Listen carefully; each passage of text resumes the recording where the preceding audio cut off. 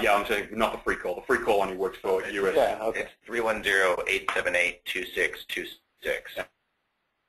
Thanks, Derek. Okay. All right. So in terms of what we're going to do now, we'll do some more Q&A, but then we really want to move into the product demo itself. So Thomas says, can we email our partner specialist? Of course, Thomas. Stone asks, for an end user using online backup, must he/she open another account for benefits from Collaborate? Stone, out of the gate, yes, that'll be the case, but look out in coming months for automatically linking Collaborate and backup accounts, so there is no manual step. And for all intents and purposes, you'll have one cloud-based ID that you can use across all of our products. Thomas says, wow, exclamation mark, this product is fully baked, great product features. Wait until you see the demo. Samuel writes, can you address security and HIPAA requirements? Samuel, we can. We'll tackle that as we go through the product. From a HIPAA standpoint, though, the most important consideration is still backing up of that data and archiving of that data. So remembering that the major reason why HIPAA intersects with the cloud is because any business with EPHI, electronic protected health information, has to A, store all of that data for up to 7 years, B, keep digital encrypted off-site archives, for which online backup is really the ideal technology. That doesn't change with this. So even if a medical business, for example, we're using this to collaborate, so long as we're backing up that Collaborate with SOS's backup tool, that would really be the prime way of adopting these technologies. There's also heavy permission controls that will restrict user access as designated by HIPAA. And audit controls as well, which is really important. So let's actually flip to that and see the product in action. Hopefully my screen follows along. Yeah, Google is promoting its web store aggressively in the browser.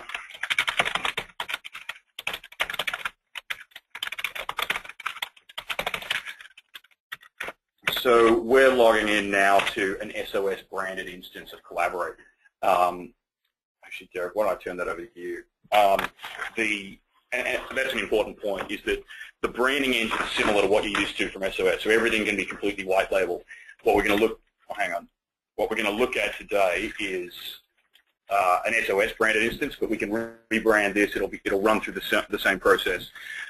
You'll enter in an agreement with us to resell Collaborate. We'll then send you through our partner delivery team, PDT. That process will take, at the beginning, it's going to take 2 to 3 weeks, and we'll get that down to, it may be because we're at the wrong portal address there. Yeah, so I'll just turn the whole thing over to you. And so that rebrand process will be a 2 or 3 week process at the beginning, and we'll get that down to roughly a week as we have with the core backup product. In terms of, there's a,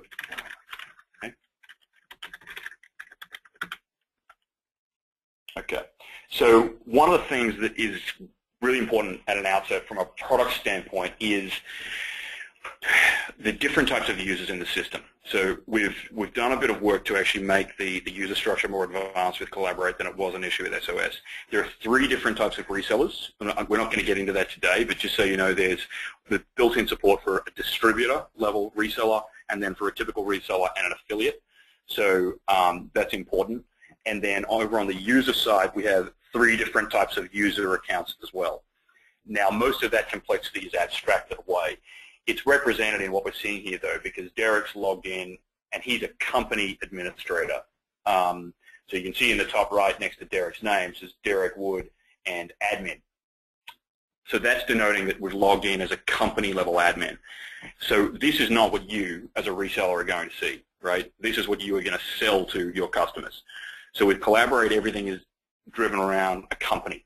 So we sell a company account, and what that might mean is just a pretty common example is you sell a 5-user pack to one of your customers, and that customer gets 1 company admin account and 5 standard user accounts. What we're seeing here today is what that company admin would see. So you can see the admin tab and these reporting modules at the front end of this. A typical user would not see all of these options. Derek, if you can just click on the admin drop-down. So and go to users, list users. So just at the top end, you can see here all of the people here in our sales office in LA that are using our Collaborate instance. And again, remember, we are looking at this from the company admin's view. As a partner, you can log in as any one of your companies, so you can actually view what they see. So, Derek, why don't you find a user and log in as? So for any given user in the environment, we can then log into me. I'm towards the front. Great. So Derek's going to click Actions next to Jeff's name, click Switch to User, and just like that, Derek can now see what Jeff sees as a user, which is, I think, very powerful. So again, you'll notice that in Jeff's view, he doesn't have the admin tab. So his menu up the top's just got 4 things in it: updates, files, collaborators, and plugins, whereas Derek had that admin tab. So you're skipping ahead of me, Derek. Let's flip back to the admin account. Go to the top and click the red. All right, so also as an admin, in terms of user management, we've got a lot of functionality. Derek, if you would go to the bulk add user, admin users, bulk add users. So in terms of adding a lot of users very quickly, we can rapidly add users in this interface. There's also LDAP integration. So if you were deploying this to a customer with 50 employees or 100 employees, you would not have to sit here and type them all out, although you could if you chose. There is LDAP integration for automatic population of the user database. And remember, these user databases are enterprise specific, so it's a little like Salesforce, right? When you buy a Salesforce instance, you get your company environment. Each of your customers gets their company environment, which is very important. We've got reporting modules built into the admin interface, so an admin can see here in the default view, we can see the default report is showing storage usage on the network. There's also then logins, so we can view logins over time. We can view top users. And then if you want to, can you go to the admin reports section? So we've also then got a versatile reporting engine as well that allows you to define custom reports. We're going to see this reporting engine built out even more over time, but this is already, we've already got a bunch of reports pre-baked into the product. Got some question here from Stone. Is it possible to import contact information from an Excel file to create accounts? Derek, is that in this version? It's not in this version. Okay, so no, we've got bulk add and LDAP integration, but Stone will take that as a feature request and we'll get that on the backlog somewhere. That's a great suggestion. All right, so now, Derek, if you can flip over to the My Files.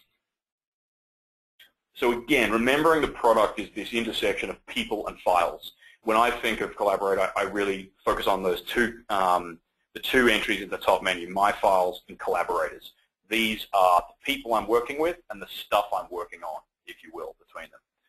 So here on the screen, Derek's got the default My Files view, which is the main work area of the product.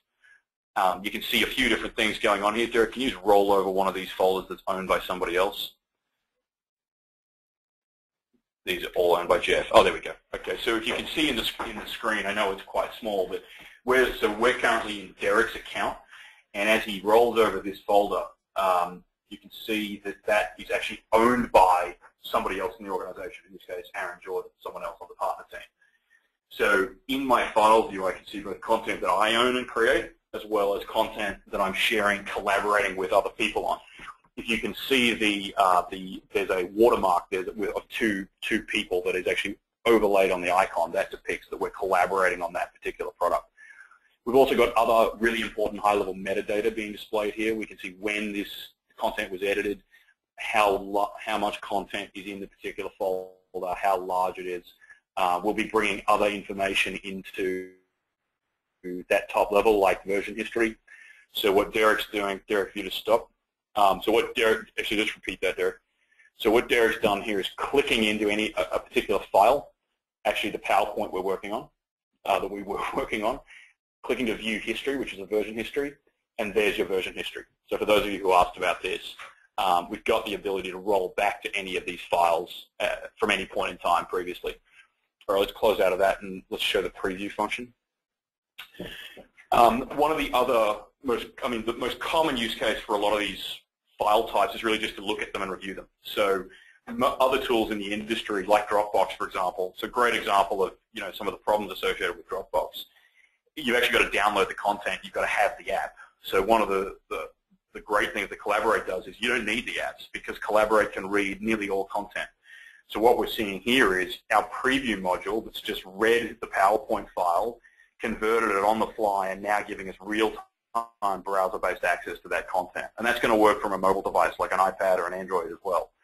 I think there's tremendous functionality, and really one of the more useful parts of the tool is that we have not left the browser here. So now I'm consuming content that I may or may not be able to read on my PC with the apps I've got installed, but I can do it all in the browser. Let's go right back out to the My Files homepage, Derek. So in terms of